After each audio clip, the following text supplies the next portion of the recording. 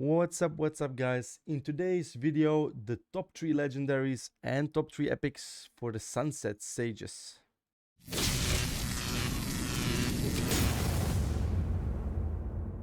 Welcome back in the video guys. So for today's video, okay, we have the top 3 for the legendaries, for the Sunset Sages and the top 3 epics. This is really a tough decision for me to make because personally every Sunset Sage in here is and bad and good. I'm gonna talk to it. So for me, it's really hard to decide who will get spot number 2 and spot number 3. But consider it the usage of heroes. Okay, consider it the usage of heroes for mid to end game and for early game. I would have to put Slekdu on number 3. Why? Well, he has great damage. He is a strip. He does need his exclusive 1 for it to work. We remove all the debuffs. He steals them. He's really used common in PvP a lot. He can be used for PvE as well, but it's just really a tribe actually that has not great heroes in it, to be honest. So that's why it's hard to decide. Number 2, I would go for Walter. Why? Walter is a poison hero. We all know Nita got buffed. We all know Veronica got released. So the poison is actually getting some kind of a meta right now. He still is not close to Veronica or Nita, but he can definitely do some numbers combined with Nita. His ultimate triggering poisons. He cannot take poison himself. So he's, for example, a really nice hero to use against Nita. He's getting better with every exclusive he gets. And he can definitely be combined with Nita. And he's a Sunset Sage as well. And Nita is a Sunset Sage. So those two have great synergy. Like in my previous video for the Dragon Tribe, where I discussed Melia and Hazonia. They have a great synergy and are really, really amazing together. That's why I have to give him spot 2. Spot number 3, definitely the Guhana. She's a support with a cleanse, with a heal, with the attack up, with a speed up, with a speed down, with a passive that your team gets reduced damage. So she definitely, she has severe ones as well. She can be used in the Ifrit dungeon as well. And every exclusive is making her better. Okay, for exclusive 1, cleanse. Exclusive 2, get a speed buff up to 40%. And speed 3, Lunar Shelter will not be reduced by 50%. So it means she will always have the 12% damage reduction on her team instead of starting with 12, reduced to 6. That's my choice about the top 3 heroes. Allahan definitely also is a great hero.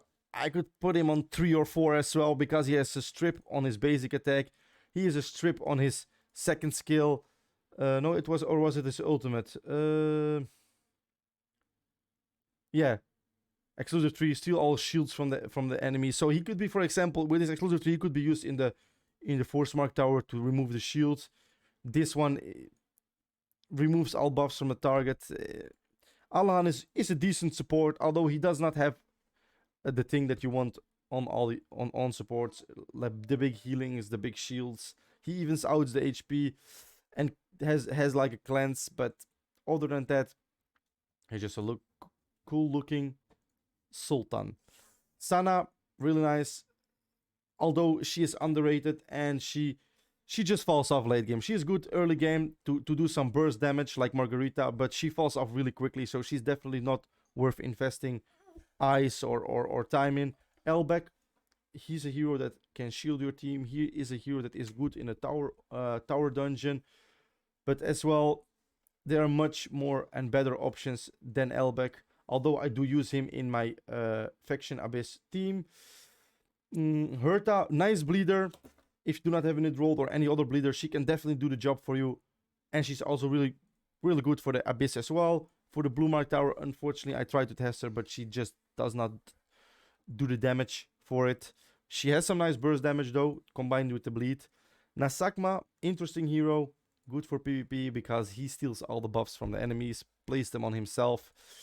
He can horrify, and he puts a HP connection on the hero with the highest attack. And if people damage Nasakma, he will damage also the hero with the highest attack. So interesting hero.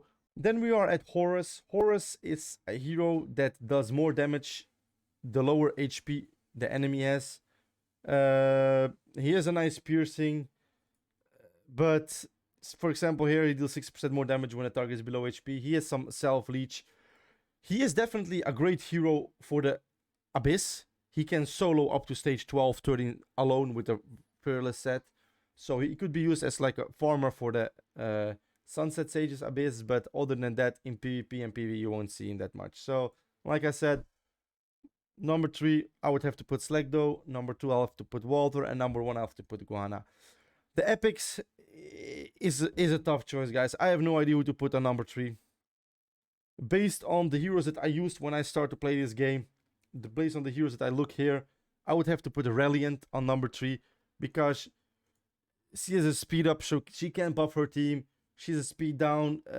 She has a shield, and she increased the shield effect on herself.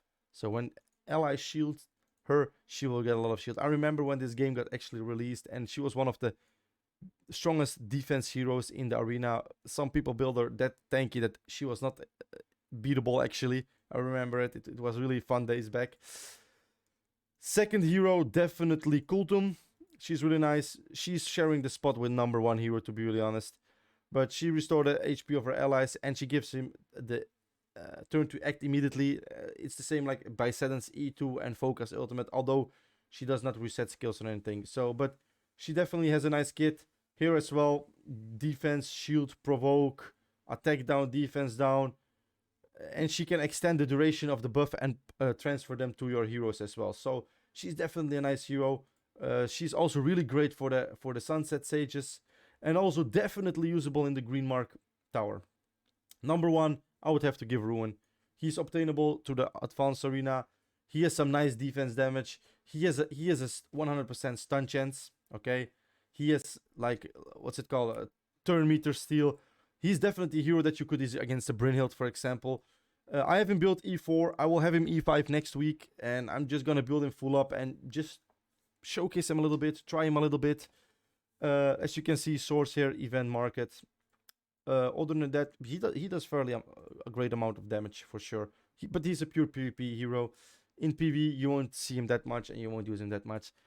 It's hard to make this video about the Sunset Sages because the heroes are just not that great. For example, like the Dragon Tribe, like the Doom Legion we will come into, the Wizard Eye. I think I'll have a hard time there picking my top 3.